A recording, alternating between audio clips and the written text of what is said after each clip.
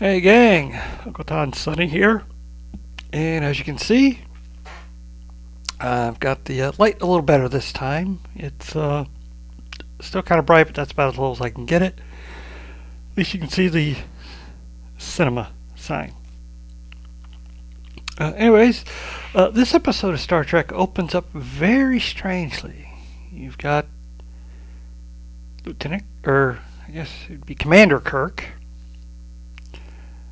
Nurse Chapel, and Ortega on the set of this very cheesy, fake-looking sci-fi show. And on the bridge section, there's even a plastic-looking alien that's got strings to move the arms. And the actor who plays Kirk, Paul Wesley, does a dead-on Shatner impression of his delivery of lines. Then we cut to after the credits, which are of The Last Frontier, which is a apparently 60s TV show. Very cute. And then we get to the actual Enterprise, where while they're observing the collapsing of a neutron star, La'an has been given an assignment from Starfleet. They have this new technology. It uses AI and tractor beams and all these force fields and other things called a holodeck. And the thinking behind it is that it would help with morale and relaxation to crews that are on extended voyages deep into space. So she is called in to test it. Sorry. Don't know where that came from.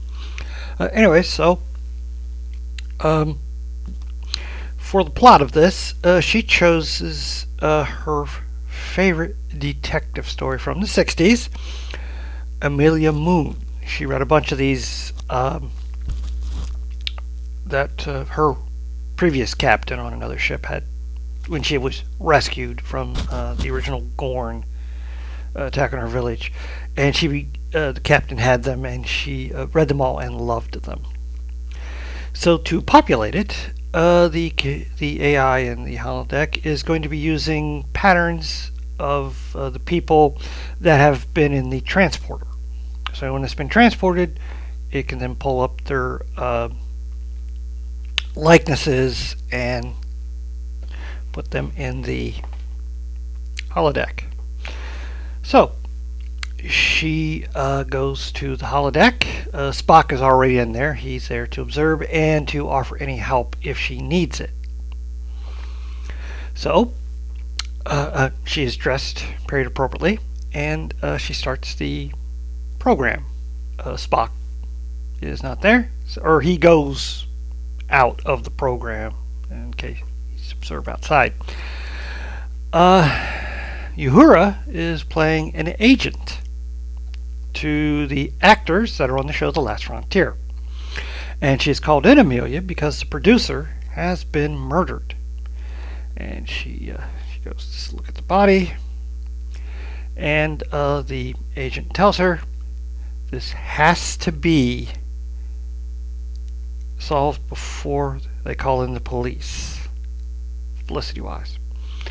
So she goes to meet the suspects, and we have, of course, our three actors: Kirk, Ortega, Chapel, along with Chapel's hippie boyfriend, who is played by M'Banga, the writer of the show, played by Pike, and Una, aka Number One, has been cast as the other producer of the show. And the one clue she found was lipstick. It was on the glass by the body. The body had been strangled in a tub.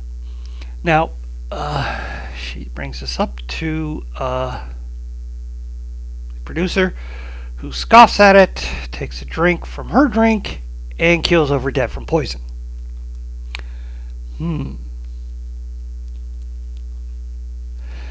So, this makes you realize that the holodeck is accessing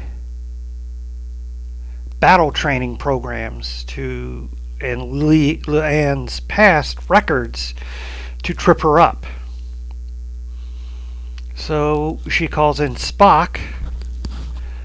With his logic, he can help her put her through the clues so that they can give this device a proper testing. And they start to question everyone. After they don't learn a lot, except that nobody likes each other. They do learn the show is being canceled, and Pike, as the writer, says it was no big deal to him. Shows get canceled all the time. He is up to get the rights for a book, maybe even direct the movie adaptation. So, he actually needed to be out of his contract. But then they also find out that the other producer was trying to save the show.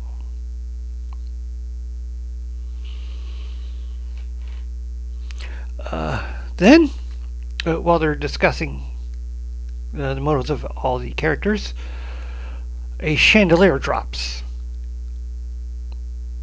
And Spock saves Leanne, pushing her out of the way. It's then that they notice Leanne got a cut from the shattered chandelier. Well, this is supposed to have safety protocols. They must not be functioning. And program. Nothing happens. Arch. Nothing happens. The AI is not letting them in the program. And it's also cut off all communication. They cannot contact Scotty, who's handling the outside engineering of it. And Scotty has gotten worried because he can't contact anyone. Plus, the AI is sucking a lot of energy from the Enterprise engines. Scotty goes to the bridge and talks to the real Uhura to ask for advice. He doesn't want to notify anyone yet. He'd like to get this thing solved quickly. So she can't think of a way to communicate, but she'll work on it. Meanwhile, we come upon another body in the program. Ortega's been stabbed. And she finds next to the body a strip of film, the murder weapon. It had been dumped in a fireplace, but it's not a real fireplace. It's a fake fireplace, so it didn't burn. So the killer has made a false assumption. So they needed, and she realized there's a film roll by the first body, so they've got to go look for it and see what's on that footage. Meanwhile, back in the real world, a gamma ray blast is emanating from the collapsing star, headed right towards the Enterprise. They need to have evasive action. Well, the AI has drained so much energy, they aren't even on impulse anymore. They can't move the ship. Scotty has to admit at this time he can't shut the program down. They've got to finish the plot in order for it to end so that the power can go back to the engines. Kirk says, Scotty, you've got to figure out a way to contact them. I don't care how. Do it. Nothing like pressure. Because they'll all get destroyed if that blast hits them. They can't even pull up shields. So, at this point, Uhura comes up with an idea on how to trick the AI into thinking Scotty is part of the program. So, while Leanne and Spock are watching the film footage, which is Basically, the scene we saw at the beginning of the episode, and then the cut from a screw up, and then we get some backstage stuff where a page or a gaffer, I'm not sure which, one of the crew members, comes in and hands a phone to Pike. He's gotten a call, and it's here we learn the show's not being canceled. He's just being fired. And he has panic about it and storms off. At which point the page turns around, looks into the camera, and talks to Leanne, explaining the situation to her. It's Scotty. He's tricked the AI into making a copy of himself that he's inserted to impart this information to her. About this time, now that they've figured out all this stuff and they're working under a deadline, they come to the conclusion that Pike must be the killer. Pike comes in with a gun. He's not the killer. He may be many things. A hack. A drunk. He's not a killer. But Leanne fights him for the gun, which goes off and hits Spock. And then Pike runs off. Leanne checks Spock. It's just a minor wound in his shoulder. And as she's hugging him, because she's getting emotionally attached to Spock, she realizes who the real killer is. Spock. But he's not really Spock. He's an AI holodeck representation of Spock. The AI was trying to fool her. It had somehow, in going through the records and everything, had gone through her past and found that she and Spock practiced dancing, and realized that Spock would be the most unlikely person she would suspect. And Spock says, "Correct. Congratulations." And the program ends. She's alone in the holodeck. Power returns, and on the bridge, Ortega barely escapes going under the gamma blast. Well, Anne gives her report, and her recommendation is that the AI, the holodeck, not be installed on ships. There's too many bugs. And the power drain. Although Scotty thinks he can come up with an outside power source for it, but Kirk's like, you could put that in the small fine print at the back. But I agree with Officer Land. This is a bad idea. Then and goes to Spock, where they're practicing more dancing. I believe it's a tango this time. And they're talking about things, and she's talking about her experiences in the holodeck and realizes what Spock means to her. And Spock leans in and they kiss. Did not see that coming. I thought for a minute they were still on the holodeck, but no. In their reality, Spock kisses her. I don't know where that's going to go. During the ending credits, we get a lot of blooper footage from the set of The Last Frontier. Doors not opening, the person inside the alien costume being unable to see where they're going, and Kirk tries to do a fancy little mount on the bridge chair and knocks parts of it off.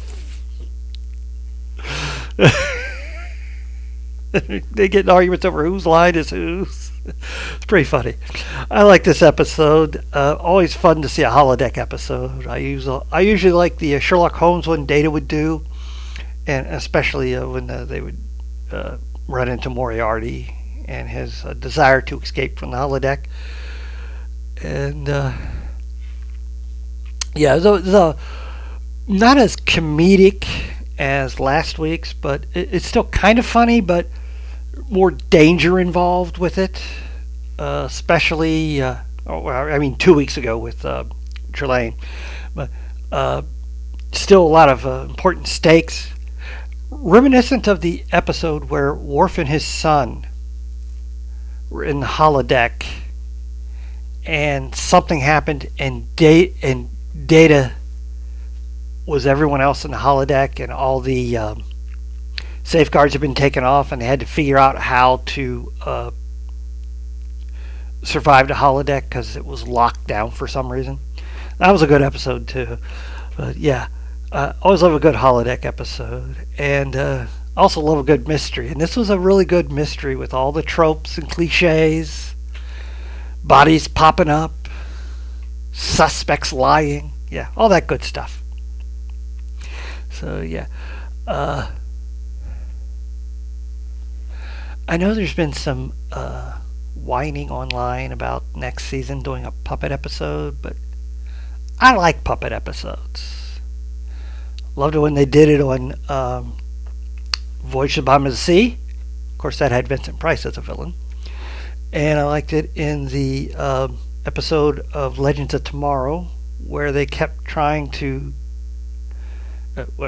Constantine kept trying to change part of his past to save an ex-lover, or I should say a deceased lover, and every time it causes a different reality in the present time, one of which they all ended up as puppets, which had referred to an earlier episode where they dealt with someone with puppets. So yeah, always like those kind of episodes. It's just the kind of oddball I am. Well, that's all for this one. Please hit like, share, and subscribe, and I'll see you next time.